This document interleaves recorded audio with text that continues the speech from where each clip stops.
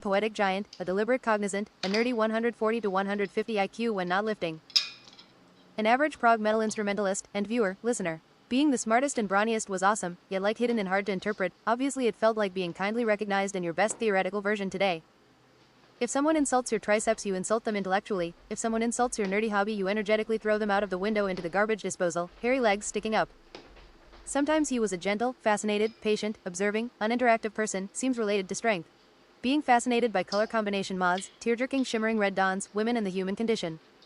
Some mistook it for complacency and insensitivity, showing nothing but he could very actionable and emotional when it was finally time to act. The reservation and truth of the analyst. He had a conservative energy and reservation sometimes but believed in left ideas, now being convinced by monologuing people for big questions of freedom, equality, for the many. Maybe he showed a less conservative side when speaking, in the brilliance and tolerance of theory. He had a pet 1-meter continental giant rabbit, these really exist, people have seen pictures but there are also videos, that ate vegetables for him at 100 pounds a month, called Sigmund the Destroyer. He was the light brown happiness with the big ears, his feet echoed like drums, dormant speed and giant-sized dormant power like a predator. He appreciated being fed these different vegetable shapes, stacked like vegetable cakes and being seemingly safe, but what if someone brought a dog? They had before. He viewed in front of the very sunny hobby with enough creative things room and looked out through the satellite room, white gleaming with sunlight from 2 giant windows, high up like a cat. He liked looking at different people, recognizable cosmopolitan human world, and was happy until stimulation from something else was needed. As a rabbit things had to be familiar and thus he would show his cute sides, and flop being in the way like an object. He was alert and cautious, easy to flight, but being 1.2 meters there was a fair amount of reasonably fair ground. He knew he was a special kind of animal, every animal was bewildered and curious, yet it was natural to be a big rabbit, he would not hold excuses, not pretend, not consider it.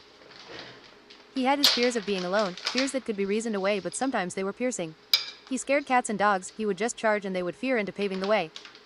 A charging rabbit is fearsome. Kids hugged and loved Sigmund, he realized he is as big as them sometimes but from a prowling perspective, James threw he was always angry eating. Obviously he communicated what he needed and would consciously change when it was that time. He was friendly with his human that came and went, he seemed quite alright with water and food, hay, cozy places to sleep, maybe not designed for rabbits he contemplated. You don't expect these things, the fundamentals, and he kept shuffling my poop pellets, insane thoughts occurred to Sigmund as this happened, animalistic yet coercing. He thought he had good temper for food compared to other animals, being fine with the swaying of oaks and time of the wind.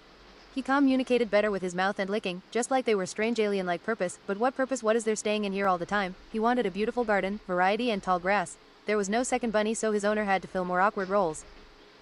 He had an expensive apartment in London, all apartments in London are expensive, where everything was sleek,